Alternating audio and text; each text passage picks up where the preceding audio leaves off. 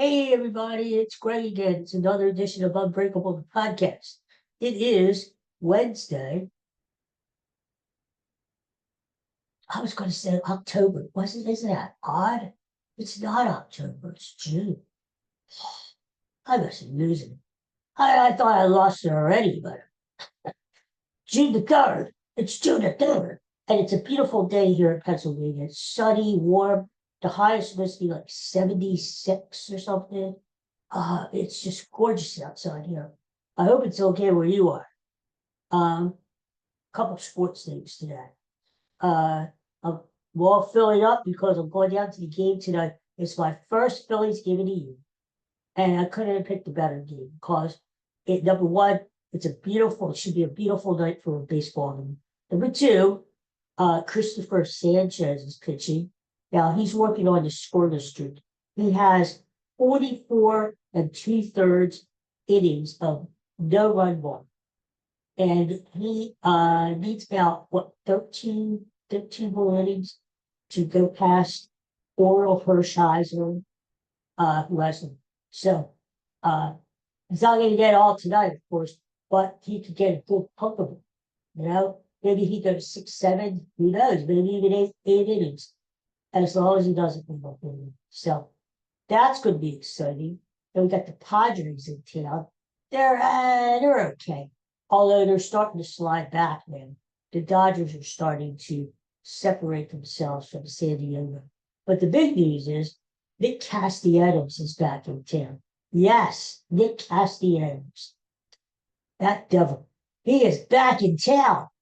And Phillies paid like a mini tribute to him last night. He didn't play. He was in the dugout. Mini tribute, which was fun. And he doffed his cap to his cap to the fans, and that was nice. But he's going to play tonight because Sanchez is left-handed pitcher, Castellanos is his right-handed batter. So I expect him to get booed, and I do expect 2 strikeouts out of Christopher. Yeah, 2 strikeouts from Christopher Sanchez on Nick Castellanos. Nick Castellanos is going to strike out at least 2 times against Sanchez. You watch. He's a sucker for that low and away pitch. Sanchez will entice him with a high fastball, jam him inside, get him off the plate, then have him lunge. Nick Castellanos is a big-time lunger. He loves the flail. Those balls in the dirt. Oh, we saw plenty of those in the years he spent with the Phillies. So get him to reach for that ball in the dirt. You'll have him every time. Trust me. So, anyway, that's an exciting thing. Phillies won last night against the Pods, and they're looking to make it 2 in a row. They're still not scoring a lot of runs. Bryce Harper hit a home run last night. But some of these boys need to pick it up. And what I might do, if I have time before the game, because I would go out to Ashburn Alley, see what's out there this time, get something to eat, maybe hit the team store, look for their all-star section there, maybe get something there. And if there's any time left over, I'll go down to the locker room and I'll bang some heads to you. I'll give them a good talking to, especially the guys who need a good talking to, like this Garcia, and this Bryson Stott, and this Alec Bowen. Knock some heads together. Put them up against the wall and say, look, are you here to play baseball? You're getting paid. What are you getting paid for? Are you here to play baseball? Well, do it. Don't do it half-ass. Do it right. And I think that'll be effective. I look for a big Phillies win tonight. I think Sanchez continues his scoreless streak. I think the Phillies score just enough to beat the Padres. You know what? I'm going to make it 5-0 Phillies. 5-0 Phillies. There you go. What else? Well, since the last time I saw you, which was Monday, the Eagles did trade Uh, AJ, but geez, you know, like that was expected. As soon as June first hit, bam, Eagles got rid of his ass. And I said, and I kind of still believe it, I'm going to miss AJ Brown because he's a hell of a player. Catches a lot of balls. He big, fast, strong. After the catch, he can break tackle, takes a 15-yard completion, turns it into a 77 touchdown. That's AJ. I never thought the Eagles used him enough. Especially, he made his hay down in Tennessee with these over the middle slants, and then he would break a couple tackles. That's where he lives, over the middle. And our quarterback, Jalen Hurts, doesn't like to throw over the middle for some reason. So I just thought the Eagles could have used him more, could have targeted him more than they did. But hey, look at this one. They got 4 Pro Bowl years out of the guy. Probably 4 years at the prime years of his career. He's still only 29, but we got the good part.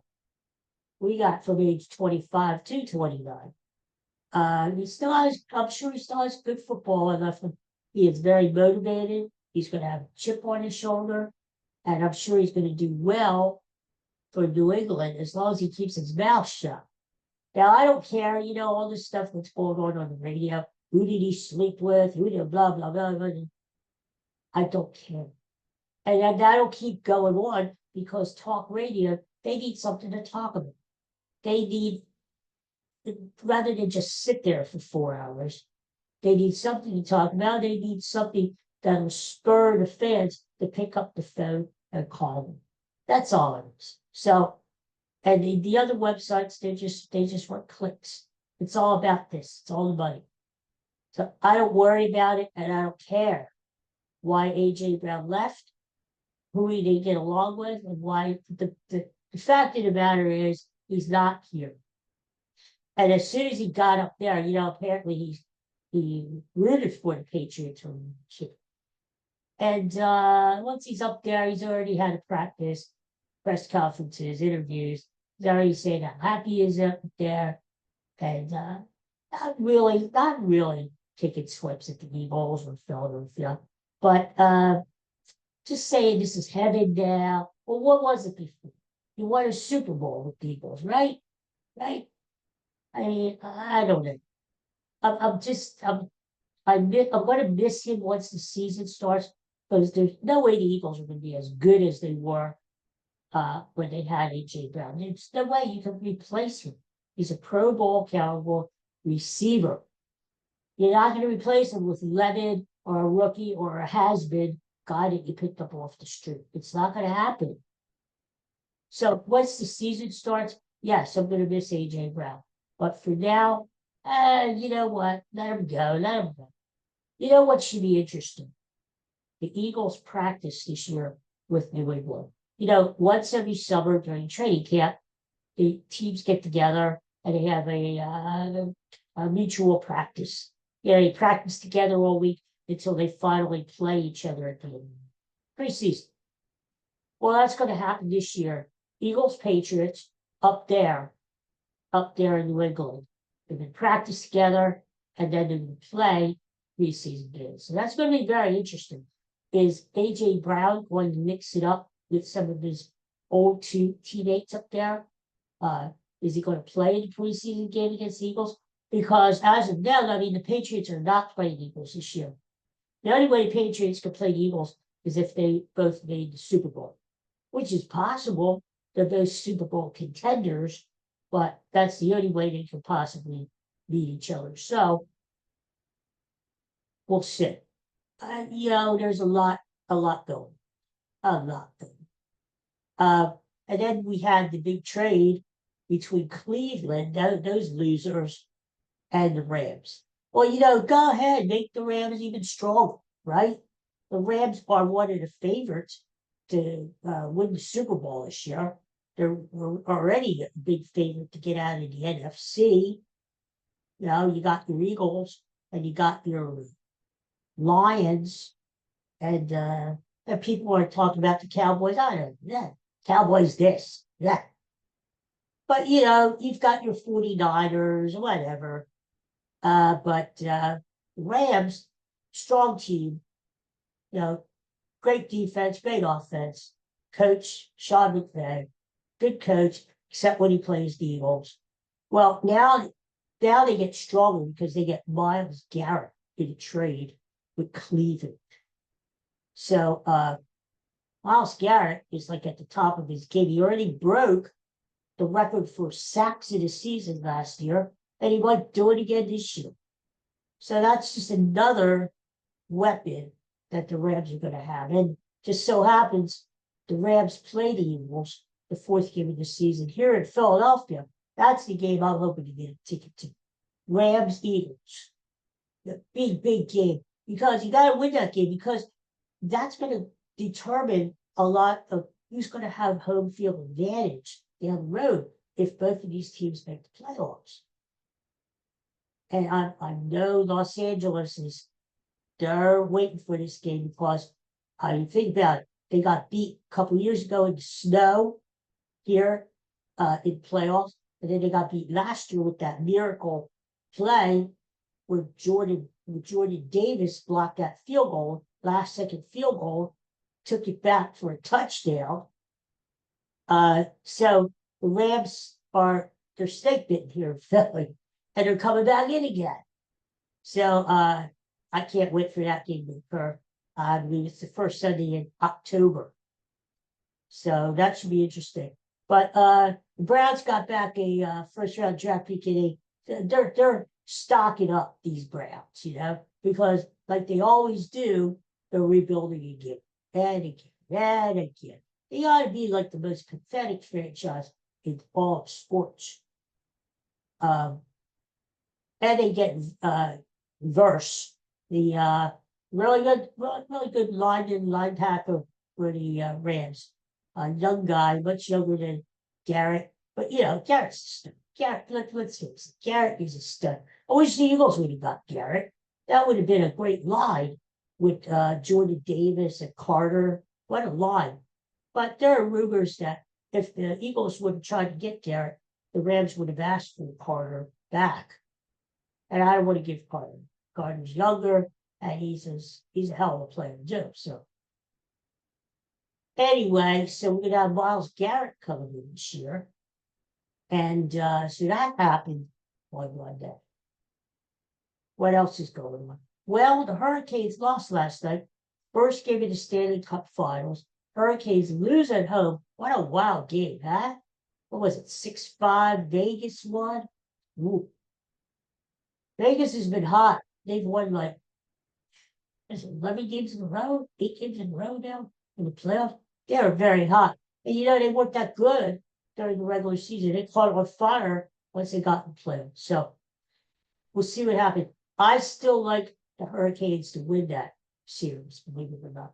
I think they take the game on Thursday, tie the series up 1-1. They go to Vegas for games 3 and 4. Carolina's going to have to win a game out there now. And I think they will. And it's going to be tough, but I think the Hurricanes will eventually win the series, even though they're a game back there. Tonight, I wish I was watching it, but I want to be at the ball game. We got the Knicks opening up the NBA Finals against the Spurs down in San Antonio. Yeah.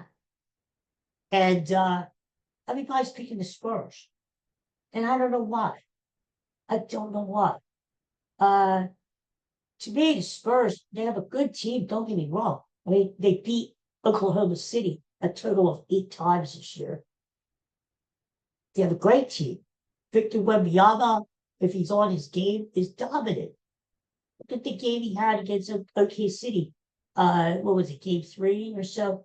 41, 42 points, 24 rebounds. I mean, the guy's a monster if he's on. And no doubt he's going to have a good series, because who is he going up against with the Knicks? Karl Anthony Towns? Oh, well, my grandmother can play against Karl Anthony Towns. Jesus. But I still think the Knicks are going to win that series. And I'm not rooting for them. Don't get me wrong. It's a New York team that could go to hell. But I still think they're going to win because they're hot. They're a hot team. They were hot coming into the playoffs. They stay hot. They've won, what is it, 11 games. And yeah, I don't think they're just going to turn it off. You know, they've had the better rest, total of 8 days. Spurs have been rested 4 days. The Knicks are just on a roll. Now, it may take them a while to get started. I mean, that was their MO when they played Cleveland last series. The Knicks were losing big time by like 24 points there in the fourth quarter. They rallied, and that was the end of that series. The Cavaliers were dead after that. So, I don't know. I just think the Knicks are going to win that series. I don't know. But Jalen Brunson, all these Villanova kids, guys that the Sixers had a shot at, but the Sixers have no clue. Their head is stuck up their ass all the time. So you got Jalen Brunson, you got Josh Hart, you got Mikal Bridges, who really should have been a Sixer. Got all these Villanova boys up there helping out in the New York. So I don't know. Looks like the Spurs are favored by 5 tonight. You would think the Spurs would take the game number 1, but if there was ever a game to steal, game number 1 is the game. And the Knicks have a lot of advantages, including rest. They're on a roll. So tonight's going to be I don't know. I mean, I like the Knicks to cover tonight, +5, because I think it's going to be a close game either way. I don't think San Antonio is going to blow them. I don't think the Knicks are going to blow San Antonio away. I think it's going to be a 2-3 point game either way. And as I said, I would take the Knicks in the series. Knicks in 6, as I said before. Knicks in 6. So there you have it. So a lot of sports going on, If you're a sports fan like I am, you got a lot to look forward to here in early June. We got the baseball cranking up. I mean, we still have over a month until the big All-Star game, which it happens in Philadelphia this year. And there's a lot cooking, with the baseball. You got your surprise teams, your underdogs, you got your underachievers, who are playing well, like the Giants, San Francisco Giants stink. The Boston Red Sox stink. And they all thought they were going to have good teams, You got your underdogs, the White Sox are playing good ball. And you got, look at the Braves. Whoever thought the Braves would wake up and come back and play with them. So, baseball continues to be interesting. And I'll be down here tonight. And then, of course, football is all year round, my friends. All year round. I mean, there's training camp, formal training camp will be opening in July. We got the mini camps going on now. We already have the schedules out. There's just so much going on in the NFL that it's crazy. It's a lot of fun. I can't, as much as I love baseball and baseball season, I can't wait for the first week of the year. That's always a magical time. That first weekend, oh, wait, this year you got Wednesday night game. You got your Thursday night game. You got, oh my God, all the way up through Sunday night, Monday night. Get ready. It's a coming. So anyway, that's about it for me. Everybody have a good day. Peace and love. And I'll be back with you maybe tomorrow or Friday. I'll talk about my experience at the ballpark. If I meet anybody down there, I'll let you know. We'll talk, we'll do this, chat, everything.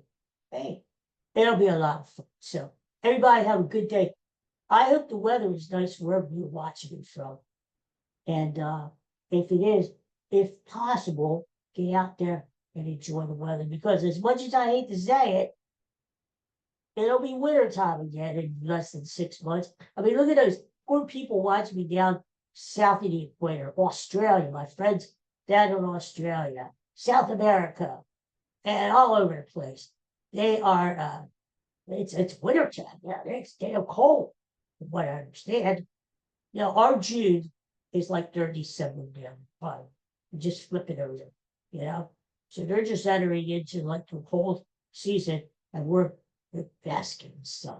All right, everybody. Before I piss anybody off, I better go. Peace and love. Talk to you soon. Bye. Go Phillies, Go Phillies. Bye.